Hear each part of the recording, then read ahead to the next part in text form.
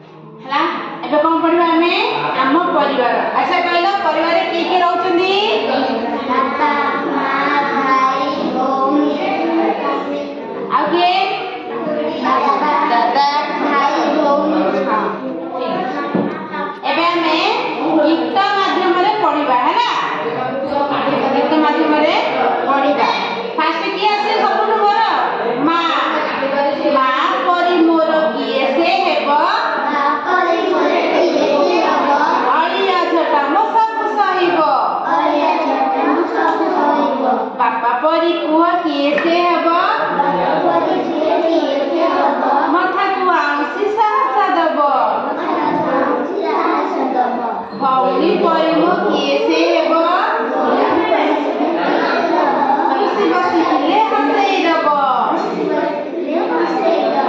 आई परि कुह किए से हेबो गप कहे कि सुनाई दबो। जानता परिवार के रहउछंदी बापा मां भाई भौणी अजा आई दादा मम्मी ने ने समझ रहउछंदी ना। अच्छा परिवार केते प्रकार कहला? परिवार तीन प्रकार थाए।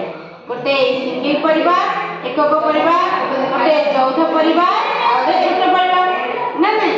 छोट परिवार का कहबा जोड़े केवल बाबा मां और भाई भौणी रहउछे ताको कहला छोट परिवार। बड़ परिवार का कहबा ना जोड़े बाबा मम्मी दादा खुड़ी जेजे बाबा जेजे मां सब जाउछन ताको कौन कहजे बड़ परिवार।